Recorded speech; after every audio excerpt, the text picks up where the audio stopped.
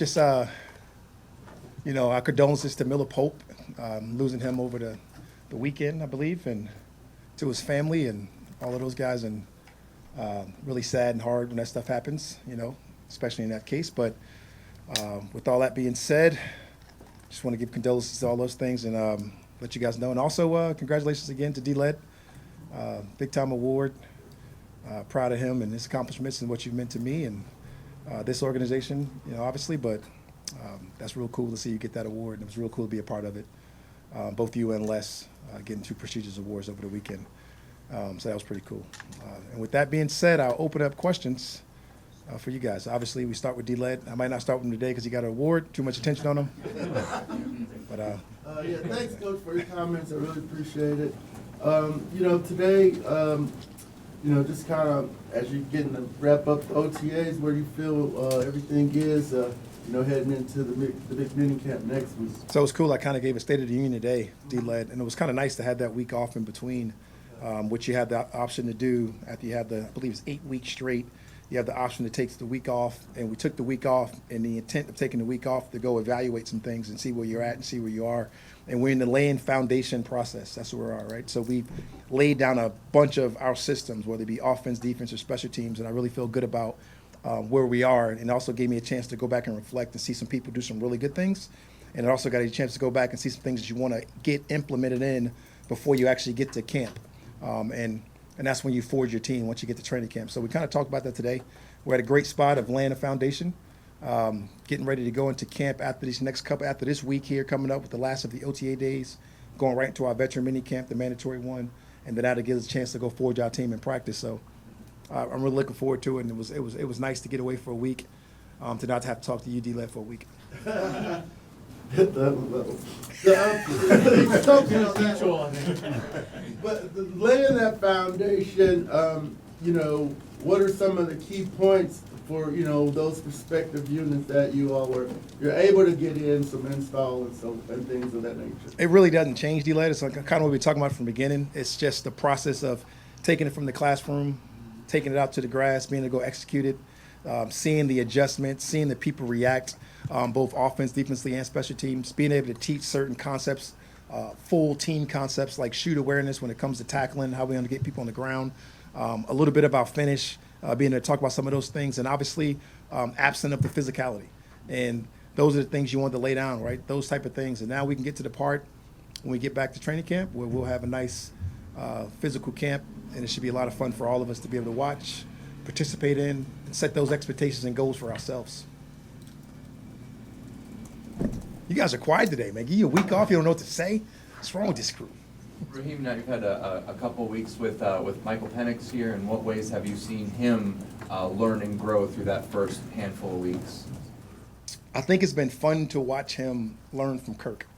I think the cool part is him being in the background, being able to process, watching Kirk go through his way of doing his deal and be his authentic self. I don't know if you know Kurt as well, when he calls the play, he's able to inject his personality into the play call with the guys when they come out of the huddle. A lot of football. I like the way Mike's been able to take that from him, being able to see how he relates it to his guys and gets them out there and break the huddle and to break the snap and come out with efficiency and be able to throw the football where it needs to go.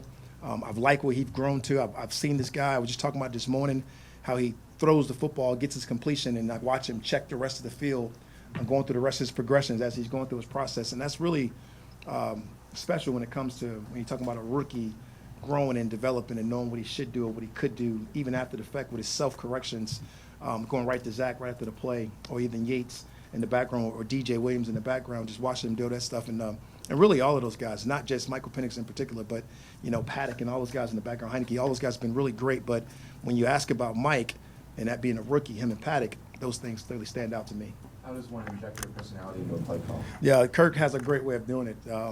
He'll call the play call, and he'll have a nice joke for those guys right at the end of it. There's a lot of football plays right there, boys, and he gets real good energy and real authenticness about it, and it's kind of fun to watch. It always makes you smile when you're back there watching, no matter knowing how many times you see it. He's a lot of fun to be around, those guys, and he definitely injects his personality in every play call that's out there. How valuable was just this week off for Kirk and even just maybe taking another step forward in what he's able to do? Like I said, I guarantee you, I told those guys, doing nothing was unacceptable, right, that last week. But being able to step back and probably watch yourself, get ready to get better, more in depth to the things that we want to do. I guarantee you, for guys that are veterans, it will show today. And those guys will come out ready to go, and they'll be ready to finish this offseason the right way, because they got so much pride in themselves. And they got so much pride in what they want to do. And they got so much pride in who they can be and going about that process that I can't wait to go to practice today, and I can't wait to see those guys this week. Actually, it was pretty fun getting away from them for a while, but couldn't wait to get back with them. But like physically, is he able to do any more, or the reps increase at all for him? It would be hard for me to say that he can do any more based on the fact that he's done almost everything. I know he got him down as limited just because that's what it is. I mean, you could probably put everybody as limited right now because you're not going full speed up front, but he's done just about everything that you could potentially do. And I just see him do it even more and more as we keep going. It's been nice to see him just get healthy and healthier as we go. Any Yes. injury updates, Raheem? You know what? Nothing that you don't know about. Obviously, we expecting Bijan for the minicamp. Obviously, Jace came with the injury that we talked about before camp. Obviously, Grady's still where he is status quo. But everybody's status quo from what I remember. AJ, I think, will get back into the action a little bit, this week. So I look forward to that. And other than that, again, like I said, it's not what we do right now at this time. But if I forgot to mention somebody, call me back later and I'll tell you. Like I did D-Led, I promised him I came back in and told him. With Kirk, how important is there a certain time that you want to be the 100 to go full tilt, between now and training camp? What's the date of our first game? That's what I was. Whatever that date Didn't is. know if you wanted it beforehand. Whatever that date is of our first game that we line up against Pittsburgh and get ready to go play, I want them to feel as close to 100% as possible. With that room, you added too many names in there, like the staffing side as much as, whatever else, just with a Black, Whitmer, a Zampese, Sure. along with, Zach and Yeah, he wins one award. He's listening. Why is it so important for you to emphasize that, and just what's the environment like in It was, I'm assuming you're talking about the quarterback room. there? Yes. Coming into the process and going through it all, like the most important position in arguably sports is probably the quarterback position. I am not a quarterback guy, and I want to surround myself with quarterback people. And I've always kind of been that way. I've always been on that nosy spectrum of it all, the Zampeses, the Witts, the Zach Robinsons, the TJ Yates, the DJ Williams, the KJ Blacks, all of the guys that are on our staff that have either playing experience at quarterback, coaching experience at quarterback, been with different guys, what it looks like, because you knew what the process was going to possibly look like, right? You're in the process of going to get a big-time free agent in Kirk Cousins, knowing exactly what you want as far as the processor, the person that you want to get, the guy in the room, the person that can lead your team, the person that can go behind that thing and win. If you want to go get that guy, then you also knew you're looking for your long-term plan, like a Michael Penix, and you get all those different opinions in those rooms. And we called it the quarterback contingent just throughout the whole process, whether we're talking about free agency, whether we're talking about the draft. And I remember we talked about this very early in the process of all the ways you can go about and acquiring talent on your football team. And we use all of those access and resources that we have within the building that we're able to bring in or that was already here that we're able to use in order to get those things done. Even, I got so much respect for Matt Ryan, so to speak. He's another guy that you want to look at and talk to and be able to talk about, listen to his opinion when it comes to quarterback play and some of the general mechanics of what it looks like and how it feels. There's nobody above being questioned. I'd go back to even my own portion of resources and talking to Sean McVay and going through his process of drafting a quarterback and being with a guy that's young, moving on to a guy like Stafford and some of those type of things. Yeah, I've talked to a bunch of people who've always been quarterback nosy. I think that room has to be nosy. I think that room's continue with a growth mindset, and I don't think that'll ever change within that room, within that process with those guys. And I think it's going great. You were doing that in Washington too when Kirk was. There's no doubt. Right? You know me for a while, and when it comes to that position, it's like no matter what you're doing, it's going to affect you in some way, right? So whether you're either covering it from a defensive back standpoint, or you're a defensive coordinator, you want to look at those guys, you want to think about ways to cause confusion or maybe get in their head a different way, or at this point now either help them get out of their own way. It's just been beneficial throughout my career, and that quarterback room is always a special place. And you can't go in that much as a head coach right now. They got to give them a little space to talk about you somewhat, but it's always fun to go in there and get that information from those guys. Is Kirk a similar guy now than he was then? He is very similar when it comes to the tedious worker, but the maturity, the level of growth that he's acquired over the 12 years of his career, and really his overall, really probably confidence from within has definitely changed from what I've seen. He's always been humble. He came in humble. He remained that way. He's remained that way throughout our whole process here in Atlanta, and I just think that's one of the glowing positives about Kurt that you can't talk enough about. I'm curious, is the personality and the play calls at practice part of that experience and maturity? Is it confidence? I really believe so, because that injects his personality into the play call. It also speaks to the play caller. It allows those guys to have back and forth verbiage. It allows the guys to know, hey, it's okay if you don't know it right now. This is a lot of football plays, and it gives those guys confidence to go out there and execute it. And if they get it done, it just provides that confidence for all those guys. It just spreads throughout the football team, and it's been awesome. Is Penny's doing that now too? I'm sorry, which one? Is Penny's doing that now too? Is he injecting his personality like Kirk does? No, not yet. He won't. I don't think he'll be at that point yet until he gets a little bit more comfortable. But just like I said, his ability to sit behind that guy and watch him make the play call his own is something that I think is special for that guy. With the quarterbacks, how do you Way to be strike- very respectful too. I can come to your question anytime. Thanks.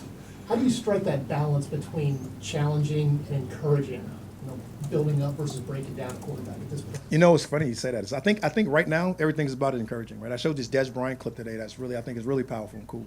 And he talks about how you talk to your kids, right? And he talked about don't yell at your kids and expect them to go to school and have a good day, right? So I think everything we do right now at this point, it's got to be encouraging, right? You got to have corrective criticism, but it's got to be encouraging. And I think we use that plan with our guys, right? I want these guys to go out there and feel confident. I want these guys to go out there and feel confident in their ability to go ahead and execute whatever we are going to ask them to do, that task of the day. And right now, that's what we're injecting these guys with confidence. So, getting these guys confidence, getting these guys ready to play fast, both offense, defense, special teams, I think is very important for all of us. Coach, right now, a quick question for you. Playing in the NFL, no joke, for players and coaches. And we know that the month of June is Men's Mental Health Awareness Month. Specifically, does the NFL or the Falcons have anything in place to help players address, and coaches address the issues of mental challenges? 100%. It's tough duty to play in the National Football League. And when I got here, I actually talked about it. If you guys saw in the first team meeting that we had, I talked about mental health of the guys. And we're in the process right now of hiring people to put in place to be able to help our guys and make sure our mental health is strong, to make sure our character is strong, to make sure their personal life is strong. We got Fernando and Lovey that are part of our player development and engagement and directors of those positions and those coordinator roles that really go out of their way to help our guys get better, whether it be personal life skills, whether it be on the field skills, whether it be performance, or whatever the case may be. And we only want to make that thing grow into this structure that's a little bit different in National Football Leagues. We want to be different than everybody else. When we got here, we talked about being world-class.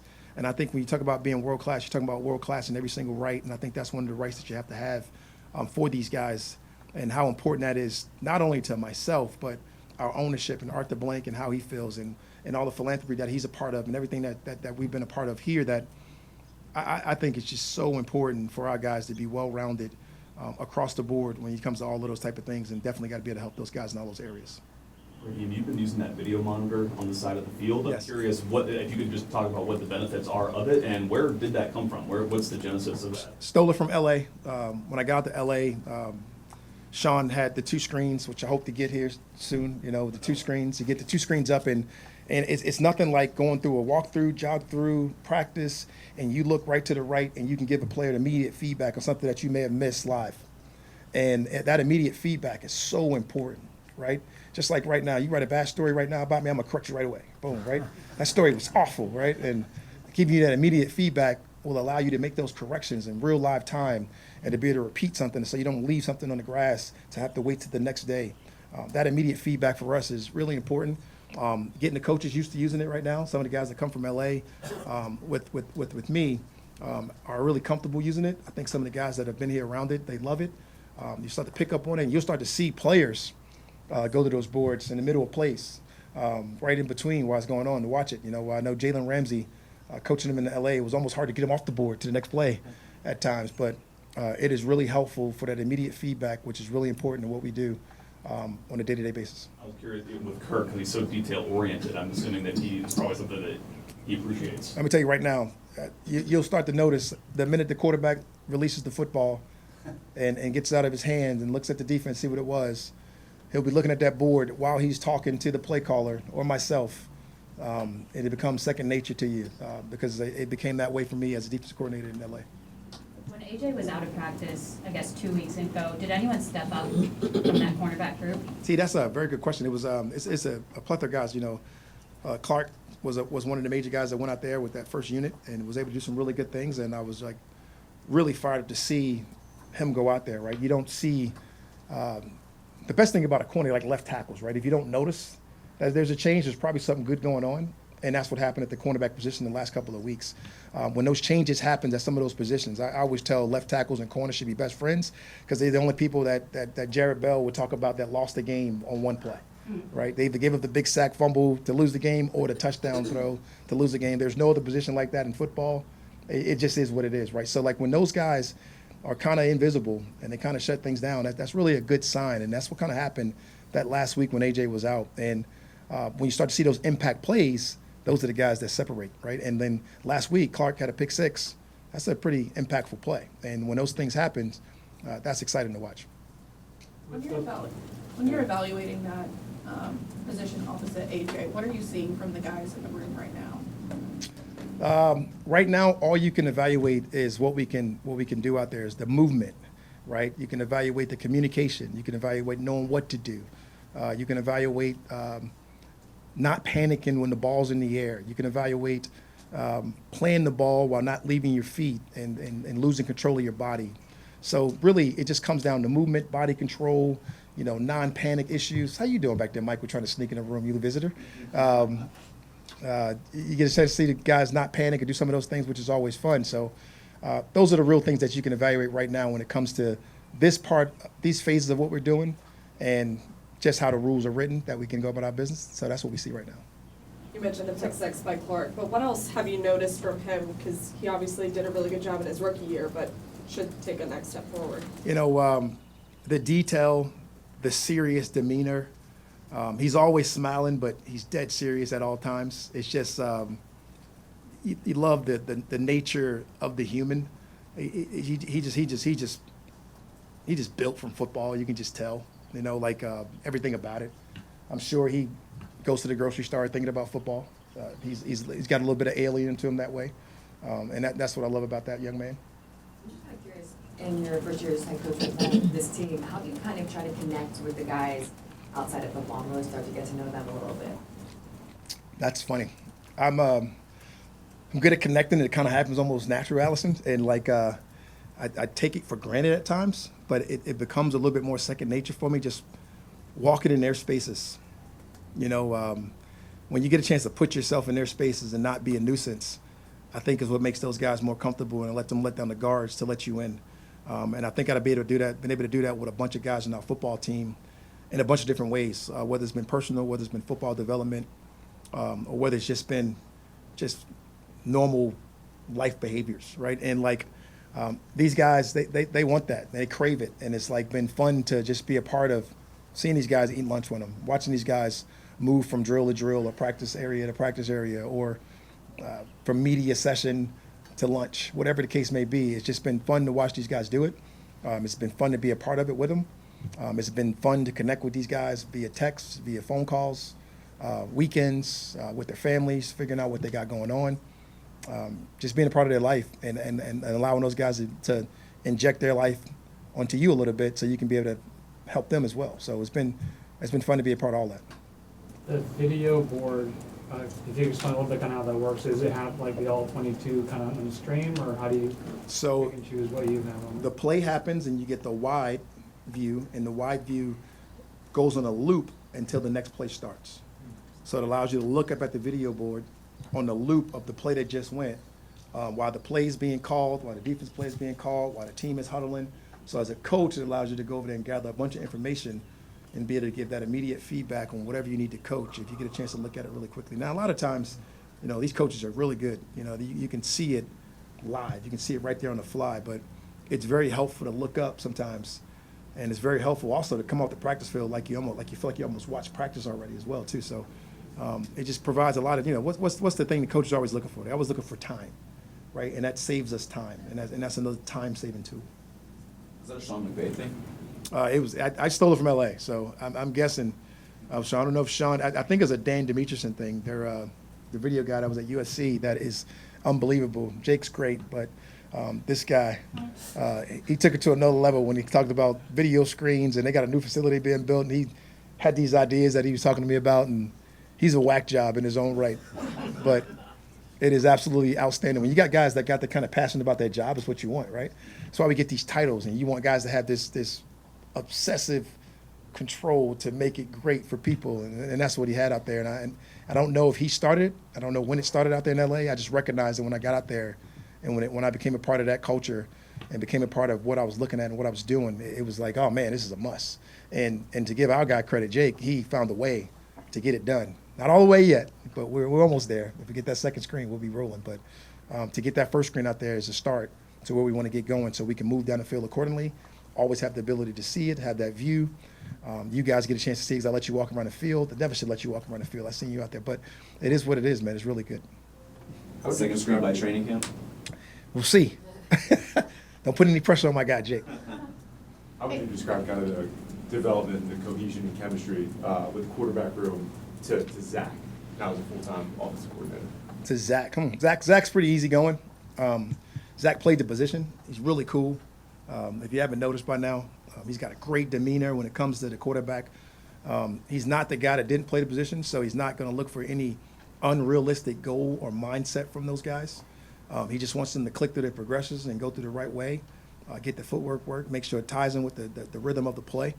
And those guys, they feed into that because that he played the position, because he was able to do some of those different things and take it to a different way. And being a first-year coordinator, it almost doesn't feel like it because of all the experience and some of the things that we did from a developmental standpoint in LA. Now coming here, being able to apply it, it's been fun. I don't know how else to describe that other than he's been a real cool transition for him into a nice role. There's been reports about potentially the tampering coming down this week. Anything, have you heard maybe this week, or it being harsher than usual, or anything? I don't know, Allison, to be honest. I've heard the same rumors you've heard. I've got nothing official, so I got nothing for you on that one, other than the Google alert that came across my phone. And time for one more? You guys go away after minicamp next week. Yes. Players are gone for a bit. Anything that you don't want them doing physical-wise during that time off? You can't overwork yourself. Obviously, Griff and his team, they do a great job of giving these guys, things that they're going to be able to do while they're away to maintain some of the things that they've already gained, even get better, to get them back and ready to go, right? Obviously, we'll have our acclimation period once we get back, the 5-day acclimation period. That'll lead us right into what training camp's going to look like with the physicality of it all. But you got to pack on that body armor in order to be ready for that time. And the only way you do that is to work out and consistently get ready to do it. You can't go simulate playing football. It's tough to do. There's nothing that we don't want them to do, obviously. Don't want them to hurt themselves, but we want them to be smart, and we'll get those guys the proper programs from Griff and the things that we want them to do, and how you want to do it to get it done. Everybody has a different routine. Some guys go out and get in shape different ways. I definitely had my different routine when I was younger. Don't know if it was the right way, but it worked for me. And I'm sure some guys got some of those type of things that they're going to do. But you got to figure out your routine, especially as a young player. Will you say no skydiving, no what? Well, that's kind of like within their contracts. So I didn't want to bring up some of the obvious things you don't want them to do. There's a lot of things I can mention. I don't want them to drive down freaking our highway out here. Our drivers here are nuts in Atlanta. But there's a couple things you can take away. But obviously the things that's in their contract you don't want to do.